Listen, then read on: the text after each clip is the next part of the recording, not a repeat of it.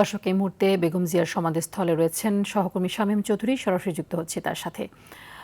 শামীম, বেগম জিয়ার কবরস্থানের এখনকার চিত্র জানাবেন এবং জানাবেন যে সকাল থেকে যারা বেগম জিয়ার সমাধিতে শ্রদ্ধা জানাতে এসছেন তারা কি বলছেন এবং কোনো রকম নিরাপত্তা ইস্যুর মুখোমুখি হতে হচ্ছে কিনা তাদেরকে।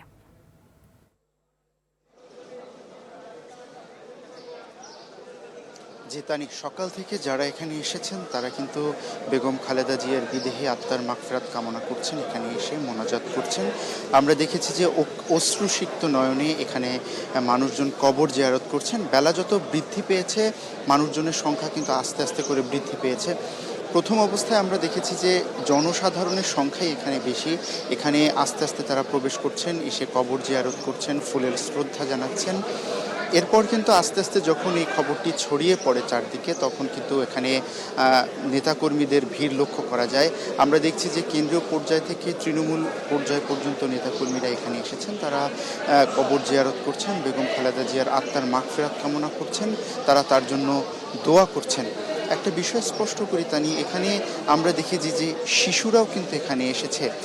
অনেক মানুষ এখানে এসেছে যারা গতকাল থেকে এখানে অপেক্ষা করছিল যাতে বেগম খালেদা জিয়ার কবরটা একটু দেখতে পারে, কারণ তারা আমাদেরকে জানিয়েছিল বেগম খালেদা জিয়াকে তারা একটা নজর দেখতে চেয়েছিল এবং তার কবরে একটু মাটি দিতে চেয়েছিল, কিন্তু সেই সুযোগটি হয়নি নিরাপত্তাজনিত কারণে। সে কারণেই কিন্তু তারা অপেক্ষা করেছেন এখানে এবং তারা চেষ্টা করেছেন যে সর্বপ্রথম কে এখানে এসে বেগম খালেদা জিয়ার কবর জিয়ারত করবেন এবং তাকে ফুলেল শ্রদ্ধা এখানে জানাবেন। এখানে নিরাপত্তার বিষয়টি আপনি জানতে চেয়েছেন। পুরোপুরি বলা যায় যে চারদিকটা নিরাপত্তার চাদরে ঢেকে রেখেছে আইনশৃঙ্খলা রক্ষাকারী বাহিনী। আমরা এখানে দেখেছি যে সেনাবাহিনীর সদস্যরা রয়েছে, র্যাবের সদস্যরা রয়েছে, পুলিশ, আনসার থেকে শুরু করে আইনশৃঙ্খলা রক্ষাকারী বাহিনীর বিপুল সদস্য এখানে মোতায়েন করা হয়েছে।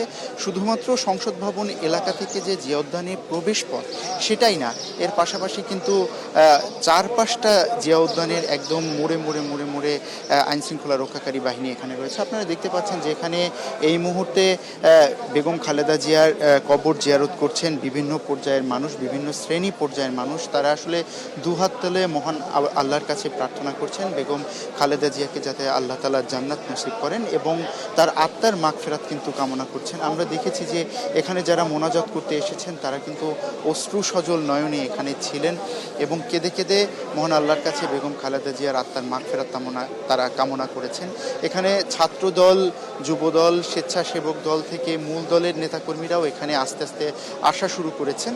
আমরা দেখেছি যে বিভিন্ন পর্যায়ের নেতাকর্মীরা এখানে এসে তার আত্মার মাগফিরাত কামনা করেছেন। আমরা এটাও দেখেছি যে এখানে কোরআন তেলাওয়াত চলছে, কোরআন তেলাওয়াতের মাধ্যমে বেগম খালেদা জিয়ার আত্মার মাগফিরাত কামনা করা হচ্ছে এবং তার বিদেহী আত্মা যাতে শান্তি পায় সে কারণেই কিন্তু এখানে কোরআন তেলাওয়াত করা হয়েছে। এখানে যে জিয়া উদ্যানে মসজিদ রয়েছে সেই মসজিদের ইমাম আমাদেরকে জানিয়েছেন আসলে সরকারের পক্ষ থেকে গতকালই আইন ও যুব উপদেষ্টা আসিফ নজরুল তিনি কিন্তু নির্দেশনা দিয়েছেন এখানকার ইমামকে। তিনি বলেছেন যে যতক্ষণ তারা এর চারপাশে থাকবে ততক্ষণ যেন কোরআন তেলাওয়াতের মাধ্যমে বেগম খালেদা জিয়ার আত্মার মাগফিরাত কামনা হয়, তার আত্মা যাতে শান্তি পায়, আল্লাহ যাতে তাকে বেস্ট নসিব করেন, সেক্ষেত্রে কিন্তু তার জন্য যাতে দোয়া করেন এবং কোরআন তেলাওয়াত করেন।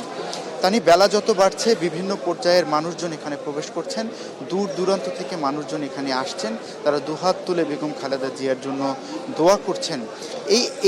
এই পরিস্থিতি দেখে কিন্তু তানি একটা জিনিস আসলে উপলব্ধি করা যায়, বেগম খালেদা জিয়া যে শুধুমাত্র বিএনপির নেত্রী নন, তিনি যে শুধুমাত্র দলের নেত্রী নন, তিনি যে পুরো বাংলাদেশের আপামর জনসাধারণের একজন মানুষ, তিনি যে সাধারণ মানুষের যে একজন নেত্রী, তিনি যে একজন সবার মাঝে যা গ্রহণযোগ্যতা পেয়েছেন, এই সর্বসাধারণের উপস্থিতি দেখে কিন্তু এটা একদম খুব সহজেই উপলব্ধি করা যায়।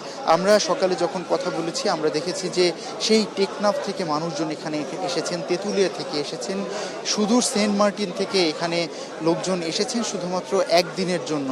তারা প্রথমে বেগম খালেদা জিয়ার যে নামাজে জানাজা গতকাল হয়েছে সেই নামাজে জানাজায় তারা কিন্তু অংশগ্রহণ করেছেন। এরপর তাদের চলে যাওয়ার কথা ছিল, কিন্তু যেহেতু সর্বসাধারণের জন্য এই জায়গাটি উন্মুক্ত ছিল না, যেহেতু এখানে সবাইকে প্রবেশ করতে দেওয়া হয়নি, সে কারণে কিন্তু তারা তারা অপেক্ষা করেছেন, অনেকে এখানে রাস্তায় অপেক্ষা করেছেন, যার যার আত্মীয় স্বজন ছিল তারা কিন্তু আত্মীয় স্বজনের বাসায় অপেক্ষা করেছেন।